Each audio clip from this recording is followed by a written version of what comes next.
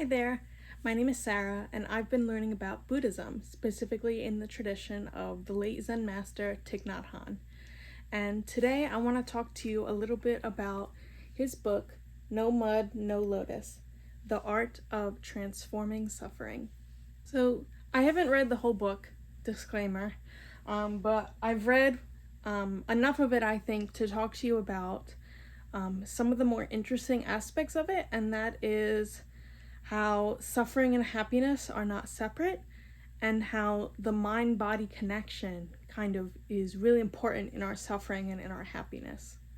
So, as usual, I have my little Buddhism book, and I've wrote down some passages from this book that I want to share with you and talk to you about a little bit. Thich Nhat Hanh says, "If you can recognize and accept your pain without running away from it, you will discover that although pain is there, joy can also be there at the same time." So I feel like what he's getting at here is kind of the counter to a really common cognitive distortion called black and white thinking or all or nothing thinking. And this is something that I deal with and that my therapist deals with all the time with me. So just because we're suffering, just because we are in some sort of pain about something, does not mean that we can't experience joy at the same time. And I'll give you an example about myself. So I found out this past week that I have some new kind of mysterious health problems going on. And so that is a point of suffering for me. It's a point of anxiety, fear, pain. But the happiness has not completely gone away from my life at the same time, right? So I think this really, really is important to realize that it's not all or nothing. Suffering does not happen in a vacuum. The rest of your life still exists around the suffering. And, hopefully a lot of that of your life is joy and joyfulness. So that's my interpretation of what Thich Nhat Hanh is saying. He also says, the first step in the art of transforming suffering is to come home to our suffering and recognize it. So I think that's really important, and that kind of goes back to that phrase that's really common that, you can't start to fix a problem until you accept it. So if we want to transform our suffering, we first have to recognize it and I feel like kind of embrace it in our lives and say, this is a part of my life. My life is not black and white. My life is not all or nothing. This is a part of my life, at least right now, because of course everything is of the nature to change.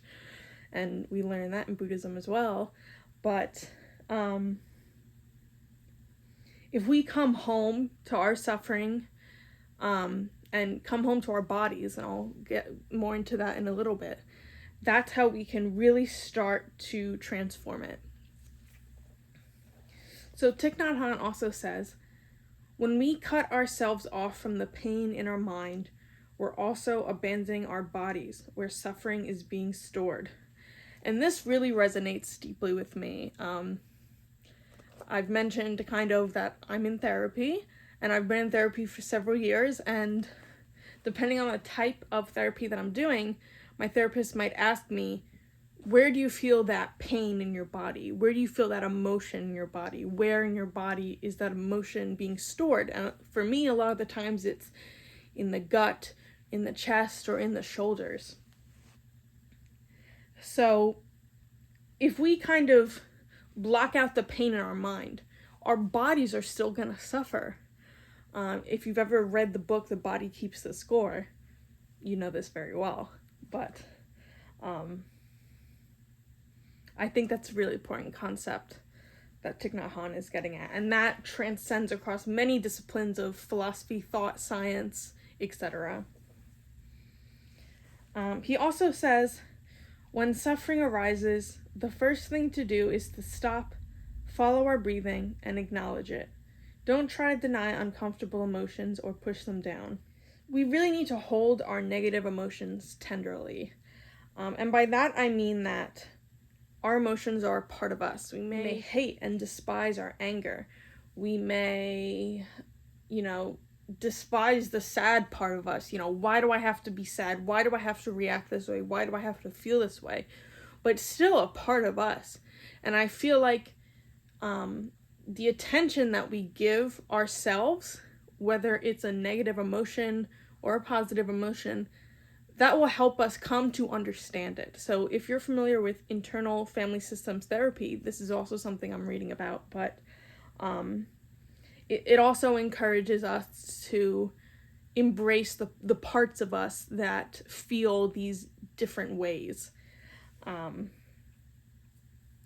the last little part I want to share with you, Thich Nhat Hanh says, if we can get in touch with our body, then we can also get in touch with our feelings. There are many feelings calling to us. Every feeling is like our child. Suffering is a hurt child crying out to us. And I really agree with that. And of course that goes off of the quote I just mentioned from the book. But I feel like, at least for me, people have always talked about this mind-body connection, and I was always like, I don't get it. I don't really think it has to do with anything. Especially not in therapy. The first time my therapist asked me, where do you feel that feeling in your body? I was kind of like, huh? I think every feeling is like our child kind of coincides with my thought that every feeling is a part of us. And if there's a sad part of you, if there's an angry part of you, embrace it. Don't hide it. Don't try to shove it down, because that will just store things in your body, right? And that feeling's not going to just go away if you ignore it. So I think if we address our feelings, that will really transform the suffering into joy. I hope you enjoyed this short little video about some passages from Thich Nhat Hanh's book, No Mud, No Lotus, The Art of Transforming Suffering. See you next time.